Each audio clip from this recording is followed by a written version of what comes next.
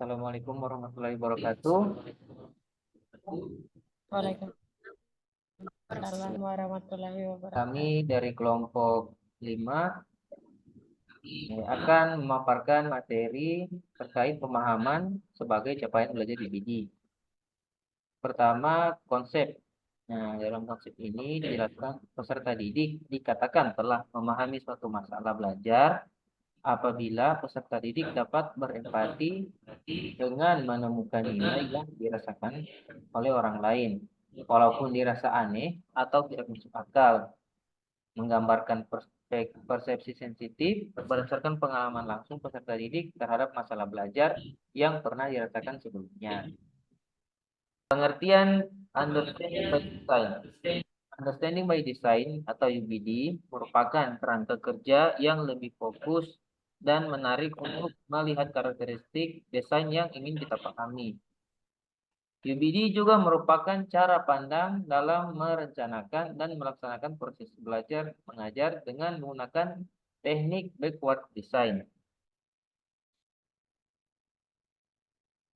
Understanding by design diimplementasikan dalam pembelajaran menggunakan metode backward design yang terdiri dari 3 tahapan, yaitu menentukan hasil yang diinginkan, dalam hal ini tujuan pembelajaran, menentukan bukti penilaian atau asesmen, dan merencanakan pembelajaran. Nah, pengertian empati. Menurut Goldman, empati adalah kemampuan untuk memahami perasaan dan masalah orang lain, berpikir dengan sudut pandang mereka, serta menghargai perbedaan perasaan orang lain tentang berbagai hal. Manfaat empati itu antara lain membantu meningkatkan keterampilan komunikasi, membantu menangani konflik secara lebih efektif, memberikan dukungan emosional, dan meningkatkan kebahagiaan pribadi. Nah, berempati dalam kerangka understanding by design. Berempati dalam kerangka understanding by design melibatkan guru dan peserta didik dalam mengumpulkan bukti terkait hasil atau pemahaman yang ingin dicapai. Proses alur mundur ini menggambarkan aktivitas guru, yaitu menentukan tujuan pembelajaran, bukti validasi capaian tujuan berupa asesmen, dan merencanakan kegiatan pembelajaran dengan menggunakan model dan strategi yang tepat. UBD memfokuskan pada hasil pembelajaran yang akan dicapai dan didapat lebih awal dengan tujuan untuk memastikan peserta didik memahami kenapa materi perlu dipelajari dan dikuasai.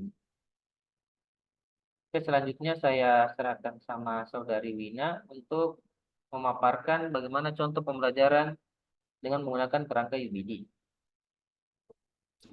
Baik, terima kasih atas kesempatannya. Di sini saya akan memaparkan mengenai contoh pembelajaran ilmu pengetahuan alam yang menggunakan kerangka understanding by design adalah pembelajaran tentang cahaya. Berikut langkah-langkah yang diterapkan dalam proses berempati. Di sini yang pertama, guru mengidentifikasi kompetensi yang dibutuhkan peserta didik seperti memahami konsep cahaya dan dapat memahami bagaimana cahaya berpengaruh terhadap kehidupan. Yang kedua, guru membuat tujuan pembelajaran seperti peserta didik akan memahami konsep cahaya dan dapat memahami bagaimana cahaya berpengaruh terhadap kehidupan. Untuk selanjutnya, guru membuat instrumen penilaian dalam bentuk tes tertulis, asesmen awal dan evaluasi, kuis atau asesmen lainnya yang dapat mengukur perkembangan pemahaman peserta didik pada konsep cahaya.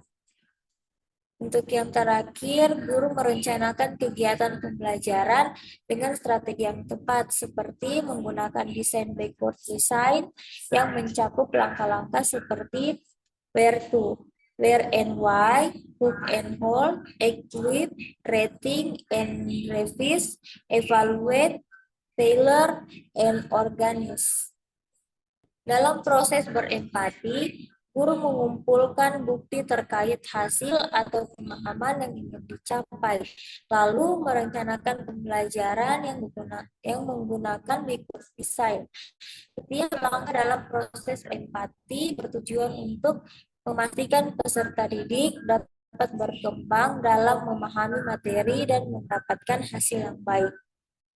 Contoh sikap berempati yang ditujukan pada peserta didik dalam pembelajaran IPA. Jadi, saat melihat teman sekelas yang kesulitan memahami konsep IPA, peserta didik yang berempati akan menawarkan bantuan tanpa diminta.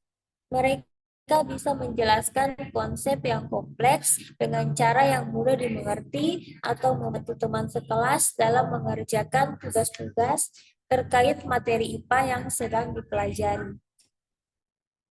Contoh sikap empati yang ditunjukkan peserta pembelajaran IPA. Yang kedua, peserta didik yang memiliki pemahaman yang baik tentang topik tertentu dapat berbagi pengetahuannya dengan teman sekelas yang mungkin kurang mengerti. Mereka bisa mengadakan sesi belajar kelompok atau membentuk kelompok studi untuk saling membantu dan meningkatkan pemahaman bersama. Contoh sikap empati yang ditunjukkan guru dalam pembelajaran IPA. Yang pertama, ketika peserta didik mengungkapkan kebingungan atau kesulitan dalam memahami materi IPA, guru dapat mendengarkan dengan penuh perhatian dan empati. Mereka dapat mengajukan pertanyaan terbuka untuk memahami perspektif peserta didik secara lebih baik dan menawarkan dukungan yang sesuai.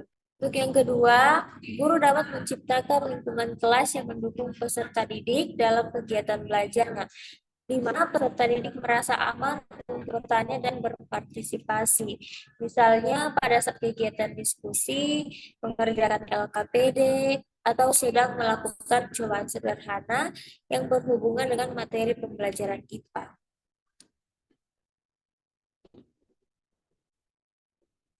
Selanjutnya dipaparkan teman saya yakni Triska Laurencia. Baik, terima kasih atas kesempatannya. Di sini saya akan memaparkan contoh konkret empati peserta didik dalam ilmu pengetahuan alam.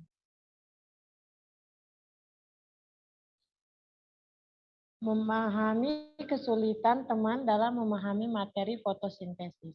Situasinya, seorang peserta didik bernama Ana kesulitan memahami konsep fotosintesis. Dia tidak mengerti bagaimana tumbuhan dapat menghasilkan makanan sendiri. Kemudian tindakan empatinya, teman Ana yang sudah memahami fotosintesis meluangkan waktu untuk menjelaskan konsep tersebut dengan bahasa yang mudah dipahami Ana. Yang kedua, teman Ana menggunakan analogi yang berhubungan dengan kehidupan sehari-hari untuk membantu Ana memahami proses fotosintesis. Yang ketiga, teman Ana mengajak Ana belajar bersama dengan menggunakan sumber belajar yang menarik dan interaktif. Bukti pemahamannya, yang pertama, Ana dapat menjelaskan kembali konsep fotosintesis dengan bahasanya sendiri. Yang kedua, Ana dapat menjawab pertanyaan tentang fotosintesis dengan benar. Yang ketiga, Ana dapat menunjukkan antusiasme dan rasa ingin tahu yang lebih tinggi terhadap materi fotosintesis. Kemudian kesimpulannya, empati merupakan salah satu indikator penting bahwa peserta didik telah memahami suatu masalah belajar. Dengan menunjukkan empati, peserta didik mampu memahami perspektif orang lain, merasakan apa yang mereka rasakan, dan memahami kesulitan yang mereka alami.